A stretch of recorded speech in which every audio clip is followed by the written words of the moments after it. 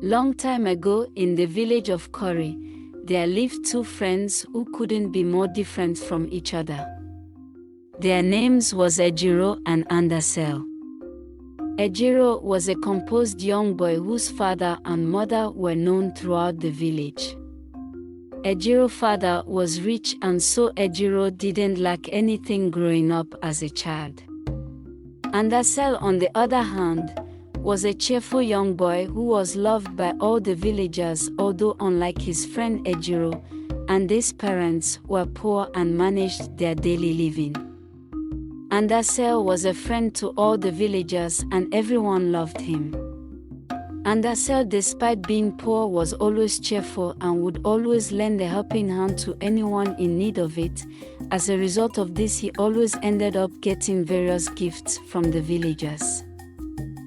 Due to the fact that Andase was loved by the villagers, Ejiro started to become jealous of his friend, secretly.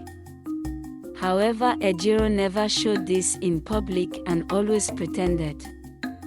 Andase, being a good friend, would sometimes share the gifts the villagers would give him with Ejiro despite knowing that his parents were rich. This, however, didn't change the jealousy that Ejiro felt for Andase. One morning, Ejiro and Andase went into a nearby forest to play and pick some fruits.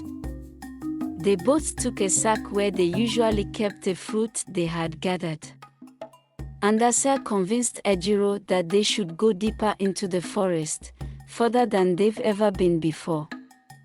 Ejiro was reluctant at first but then agreed. Deep inside the forest, Andase saw a beautiful golden pot behind a large tree and he quickly called his friend Ejiro to come see. Ejiro was not happy that Andase was the one that found the beautiful golden pot because he knew that meant Andase would be the one to keep it. Despite how Ejiro felt, he knew there was nothing he could do. Andase carried the pot and placed it inside his sack of fruits. He then happily told Ejiro that maybe the pot was a blessing and that with it, his family may no longer be poor again. The two friends then decided to return to the village as they had filled their bags with many fruits.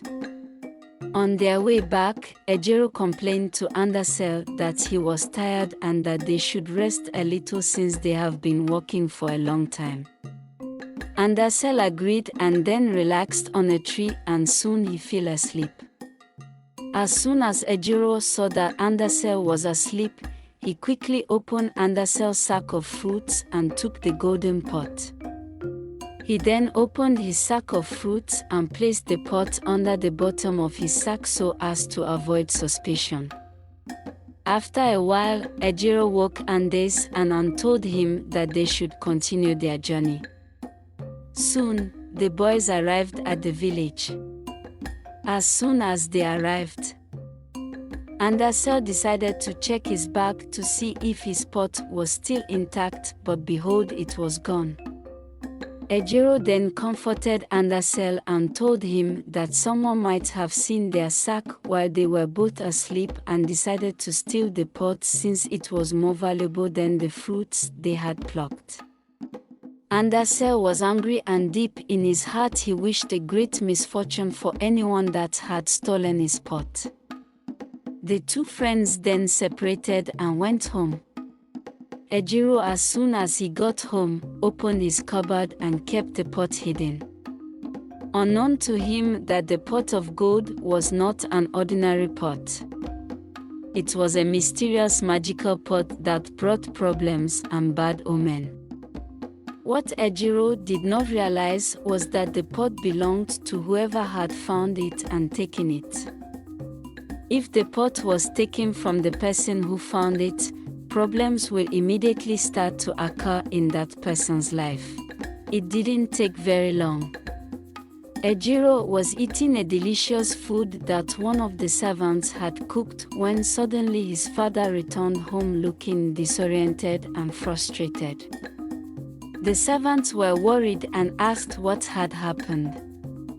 Ejiro's father then told them that there was an accident in two of his biggest farms and that they had caught fire and that all the crops and livestock were destroyed. As though that was not enough, Ejiro's mother suddenly came through the door crying and weeping on the floor. She also had a terrible story. Her shop in the market where she sold to villagers had also got burned by a mysterious fire she could not explain. Also, Ejiro's older brother, who happened to cater for one of his father's crop shop, also came running home with a disastrous story. Later that evening, Ejiro's parents, older brother and Ejiro went to a native priest to consult and ask why bad things were suddenly happening to them. The native priest told them that a member of the family had knowingly brought an item into the house that didn't belong to them without the owner's consent. The native priest told them that unless the item was returned, things will continue to go bad. As soon as the native priest finished his words, Ejiro's mind quickly went to the pot he had stolen from Andase. As Ejiro family returned home, Ejiro's father warned everyone that they should all be sincere with themselves and heed the words of the native priest in order not to bring more problems to the family. Later that night, when everyone was asleep, Ejiro woke up to check his cupboard where he had earlier kept the golden pot. He took his key from where he usually hid it and opened the cupboard.